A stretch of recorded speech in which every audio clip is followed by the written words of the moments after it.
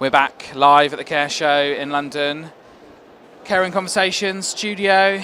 We've been busy, and we have Dudley. Dudley, how are you doing? I'm fine, thank you. It's been a really enjoyable 2 days of being in London. And yeah, I'm glad to be sitting down eventually, finally. Tell us about what you do. So I work with CareVision, one of the leading software planning software providers, care providers. We've just launched our AI tool, which has been fantastic. I also am the co-chair for LCAS, which is London Care and Support Forum, which is London's largest care support forum as well. Awesome. So that's been keeping me busy, and I've been speaking and supporting that. And I had another talk around support for international recruits as well, and how to support them as well. Cool. I interviewed someone yesterday, a care home owner, who was very complimentary about CareVision on camera, so I might need to touch base with you and give you that footage if you would like it. Anytime. So tell me about the manager stuff that you've been doing. So with LCAS, which has been running for many years, we support a lot of providers within the sector, no matter whether you're care home, dom care, supported living. And what we found was there was lack of support or voices for the managers who were so busy. There's over 26,000 managers in England, and actually since their day job is taken up with more admin, HR, that care front which they used to have is gone. And so trying to keep up with all the changes that happen on a day-to-day wasn't happening. Having a voice when issues happen wasn't happening. And what LCAS has provided has been that sort of voice where we get to speak with the likes of CQC, we deal with the Home Office, local authorities, Department of Health and Social Care. It's just providing that sort of voice as a group. So yeah, it's been fantastic in doing that. And what sort of things are the managers saying at the moment? What do they need? Well, I'm sure you hear a lot at the moment, but the morale is quite low at the moment.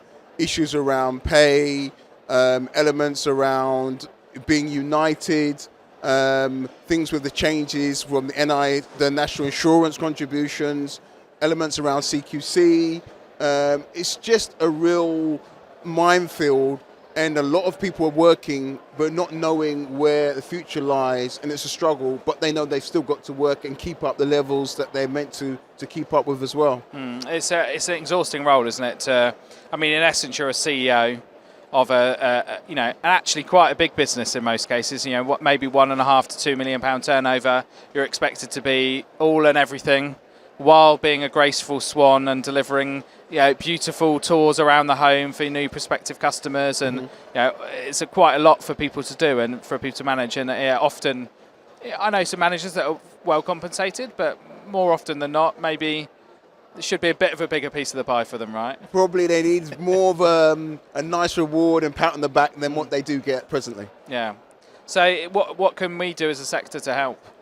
I think what I'm finding with a lot of managers as well, and sometimes, I'm not saying I blame the managers personally, but they take on a lot and they feel the responsibility, and a lot of them have come into care to care for the individuals. So you might have them coming in beginning of the day and leaving last, or taking work home with them. So the other side of it is how can we help managers to still work hard, but obviously then not be as stressed out, not to be burnt out as we know.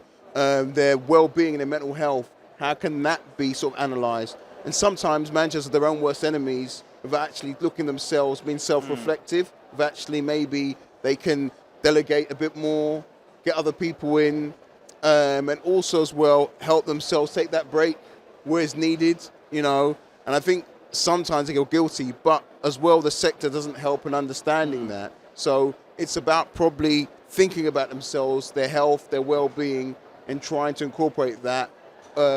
This technology now as well, which is helpful. So where technology allows people now to potentially work remotely, whereas before you had to be in the office all day, So things like that are probably some solutions that I would sort of suggest.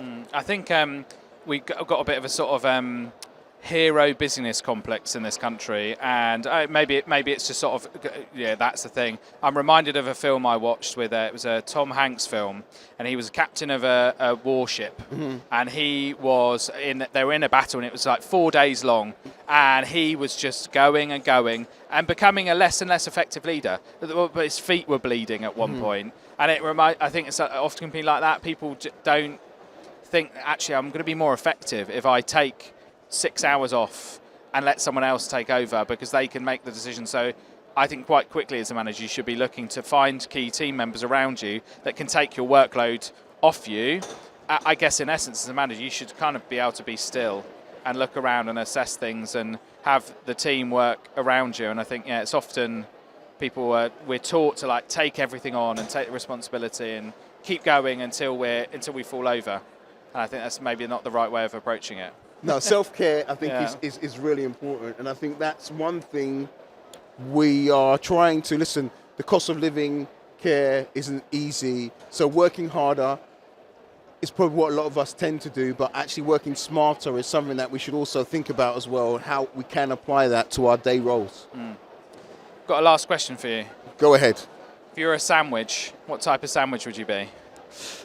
Maybe a ploughman sandwich. Ploughman's, classic, I like it. Bit of pickle? Bit of pickle. Bit of pickle on You've got to have a bit of pickle. Nice. Well, thank you for coming in, Dudley. It's been good to see you. No, thank you very much. Well, enjoy the last 12 minutes of the show. I will do. You as well. Cheers. See you in a second. We've got our last interview coming up.